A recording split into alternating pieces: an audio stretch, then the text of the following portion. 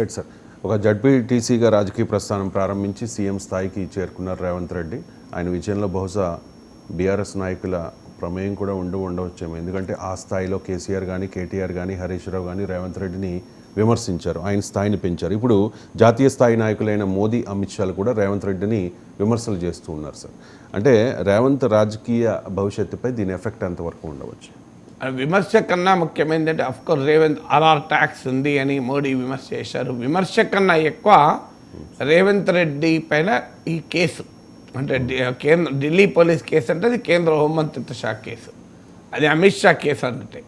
అందువల్ల ఇప్పుడు ఇవాళ రేవంత్ రెడ్డి స్టేట్మెంట్ కూడా చూసాం, నన్ను మా ఎస్సీ బీజేపీ పైన గట్టిగా పోరాడుతున్నందుకే నన్ను టార్గెట్ చేస్తున్నారని కూడా. అందువల్ల అసెంబ్లీ ఎన్నికలకు ఒక 2 నెలల ముందు Revanth Reddy is one of the contender.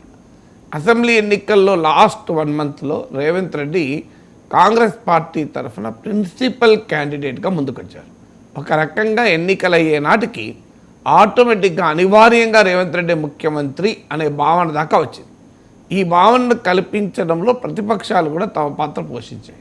Of course Revanth Reddy తెలంగాణలో అత్యధిక సీట్లలో క్యాంపెయిన్ చేయడం, మిగతా నాయకులు తమ నియోజకవర్గాలకే దాదాపు పరిమితం కావడము, కాంగ్రెస్ సీనియర్లు ఒక రకంగా రేవంత్పై తమ పోరులో చేతులెత్తేయడం, ఇవన్నీ జరిగాయి.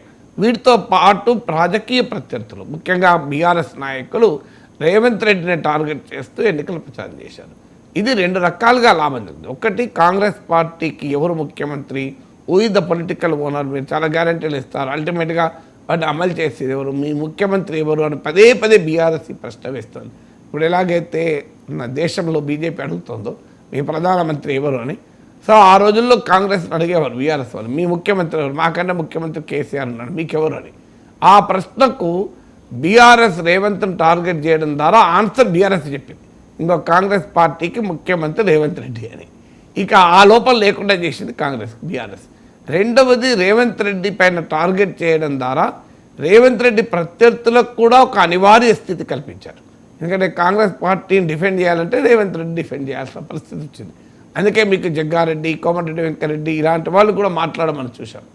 సో ఇప్పుడు ఇక మోడీ టార్గెట్ చేయడం మొదలు పెడితే ఆటోమేటిక్గా రేవంత్ రెడ్డికి అధిష్టానం దగ్గర కూడా పాపులారిటీ పెరుగుతుంది. ఇప్పటికే తెలంగాణ ముఖ్యమంత్రి కేరళలో, కర్ణాటకలో కాంగ్రెస్ పార్టీకి ప్రచారకర్తగా మారిపోయాడు.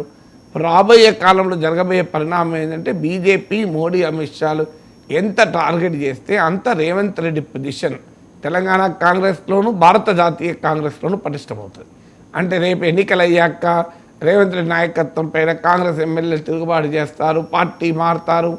ఈ విమర్శలకు రివర్స్గా రేవంత్ రెడ్డి కాంగ్రెస్ పార్టీలో తిరుగులేని నాయకుడిగా మారిపోతాడు.